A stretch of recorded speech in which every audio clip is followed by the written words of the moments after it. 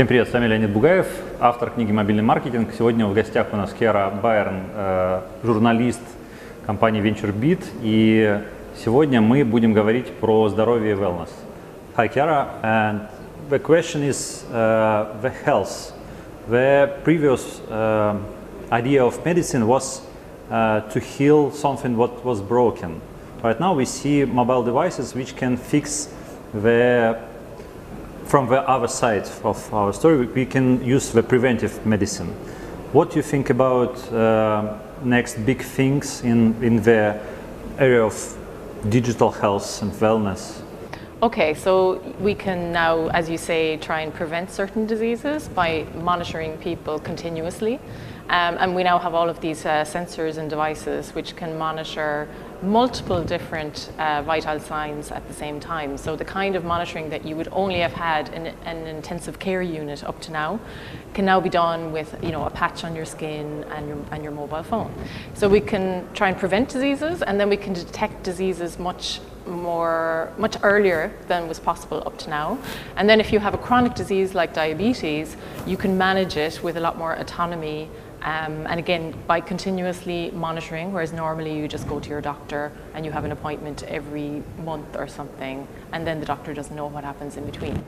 Talking about the doctors, that was the human decision. For example, who wants to make decision based on such mobile data, big data, which would be available in next 10 years, for example? Is it legal issues connected to this?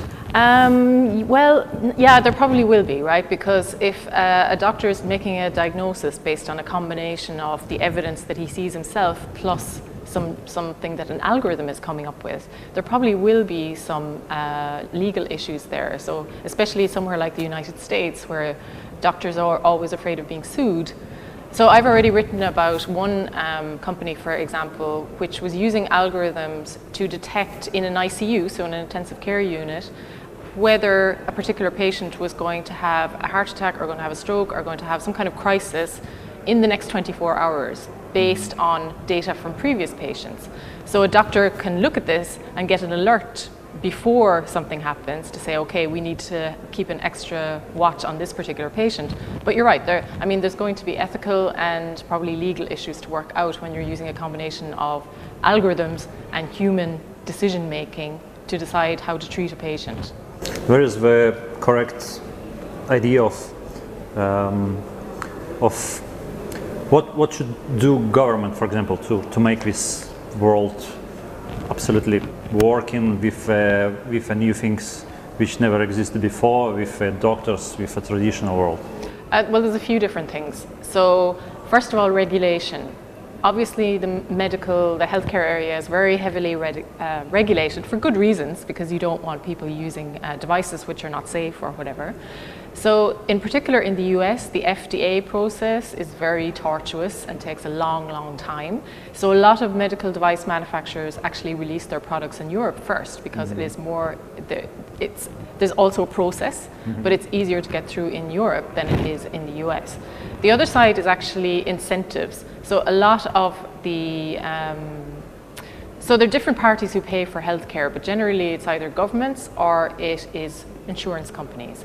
So governments can also help by deciding, okay, we're going to put some of our resources into doing this kind of continuous monitoring, for example, of diabetes patients or heart problem patients, because it's going to save them money in the longer term when those patients don't end up in hospital. And this kind of monitoring has been shown already to greatly reduce the number of visits to hospital and also to reduce the number of deaths. So overall, hopefully, you will be reducing the cost of healthcare for governments. So that's a couple of different ways in which governments can be involved. You said what it would be insurance companies which are more interested in this, and why? Because they have to pay the bill. So that's why. In the end of the day. So if your health insurer, you've got diabetes, and your health insurer is paying for your treatment, if they can keep you out of hospital by monitoring you at home and sending an alert to your doctor, let's say if it looks like there's something wrong, then it's going to cost them a lot less than having you in hospital even for one day. So that's the incentive for insurance companies. But insurance companies won't pay for this kind of therapy unless it's been proven to work, unless you have the clinical studies and you have gone through the regulation and so on.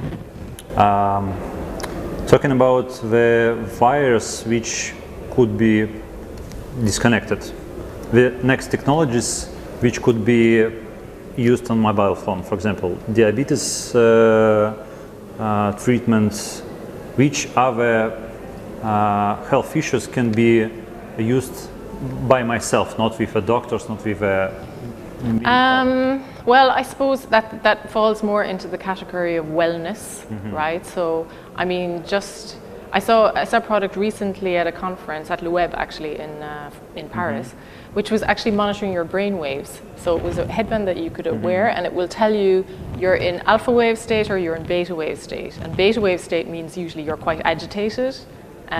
It can mean you're focused, but usually it means that you're trying to do lots of different things at the same time. So you can track that and try and get yourself down into an alpha state, which means you're much more calm and relaxed. So stuff like that I think is going to be really interesting. It would be possible, for example, for me as a work person, say, you see, my job is cannot be done in this time because I have headache, so I need to sleep. Yeah, it could be. In fact, I also wrote about another product from Sweden called the Antislip pilot, which you actually use in your car, and it tests you every now and again to make sure that you are alert enough to drive. So it gives you little tests and stuff like this, which are not interfering with you driving. And then at a certain point it says, okay, you have to stop and take a nap because you're dangerous So on the which road. professions could be using these technologies? Certainly things like truck drivers, like bus drivers. The guy who monitors, for example, air traffic. Yes. And so on. Exactly. So there's no doctor involved there. It's not really a medical application, but it's something that can still save people's lives because you're not going to have someone falling asleep on the road because they're not alert enough to drive anymore. One advice you could give to young and not so experienced mobile developer, for example. What should I look at mobile health, for example, and maybe some areas of creating some new mobile applications, for example, just we need to look for? I think maybe talk to domain experts, so physicians and people who actually work in healthcare. Because if you're a developer, you don't know about every other domain, and probably you don't know about healthcare in particular, to try and identify what the problems are. So for example, there was a new startup accelerator in Dublin called Health Excel, which is exclusively for health startups. And they also have medical professionals who come in and talk to the startups and basically tell them what their problems are. The other thing is, I suppose, that this is a really slow-moving, conservative market. So it could take you a long time to sell your product. Even if you make something great, which you can prove is actually of benefit to people and improves outcomes, actually selling it into the medical market is a long road, which means you probably need a good amount of funding. 10 years more? Not necessarily that long, but I mean, it could be just the sales cycle could be a couple of years. And that's even after you have regulatory approval and so on. So you need funding, essentially, as well. Money, resources, time, and so on. And probably you probably need more money and more time than you would in other application areas for mobile. Okay. Мы поговорили про будущее цифровых технологий с точки зрения wellness и здоровья. Надеюсь, что мы сможем увидеть развитие этих технологий очень скоро, несмотря на то, что это действительно очень зарегулированная область, которая в первую очередь будет регулироваться по-прежнему законами, которые базируются на старом мире. Надеюсь, что все мы сможем перебороть эту систему, увидим, каким образом это будет происходить очень скоро. Оставайтесь с нами и увидимся в новых выпусках. So thank you very much and greetings from MBLT in Moscow.